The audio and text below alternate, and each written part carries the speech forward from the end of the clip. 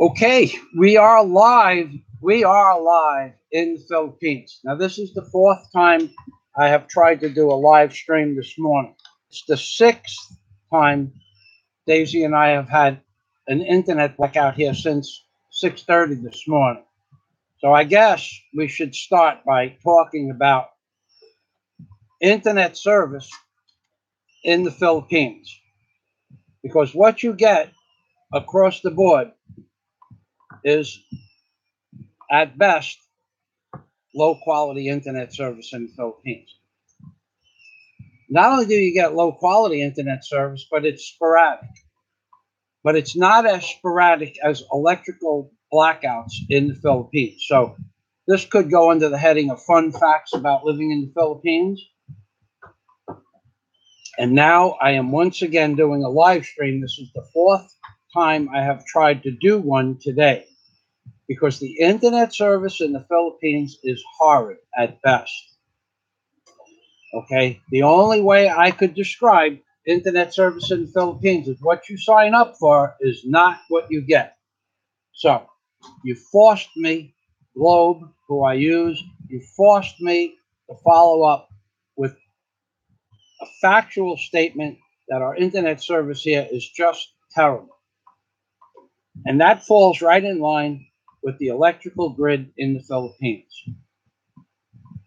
Over the course of last weekend, when we tried to do a live stream, we had 17 blackouts that I counted in the course of 4 days: Thursday night, Friday day, Saturday day, and Sunday morning, where I finally got through. Couldn't do a live stream on Saturday. No matter how hard I tried, there was just too many blackouts. I gave up for the afternoon live stream I was going to do. Digressing back, I have one person now because everybody got tired of trying to come onto my live stream because the internet service has now disrupted the first three live streams. It's and you don't.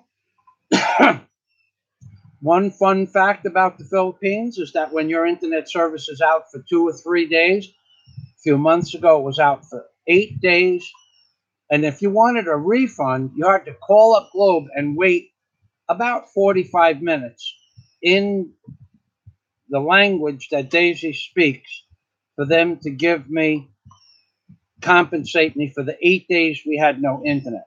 That was their problem. There was a trunk line down somewhere. But this is a fun fact about the Philippines. In America, you would get on to whatever provider you had and just call them up and say, we didn't have service for 8 days. And what they would do is they give you a month's service for free.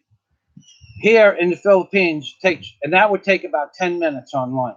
Here, 45 minutes, they put you on hold, transferring you from one station to another before they tell you they're going to discount your 8 days of missing internet because their pole or their wire was broke somewhere.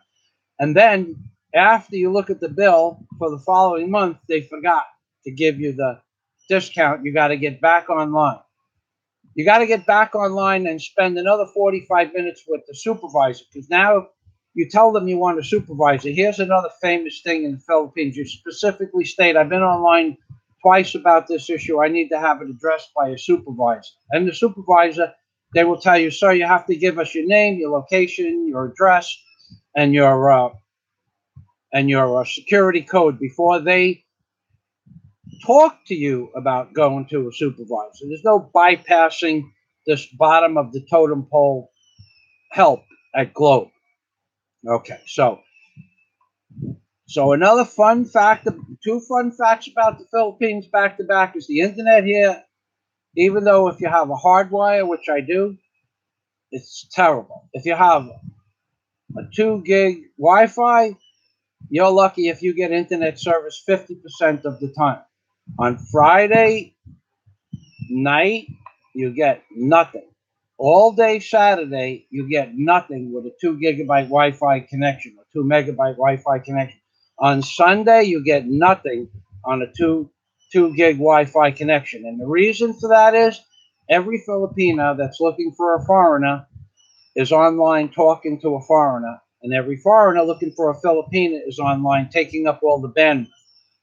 I have a hard wire, and I have trouble on Saturday night and all day Sunday because also the Filipino people are talking to their family. But I would say that the 200 plus thousand girls looking for a man are just destroying the bandwidth.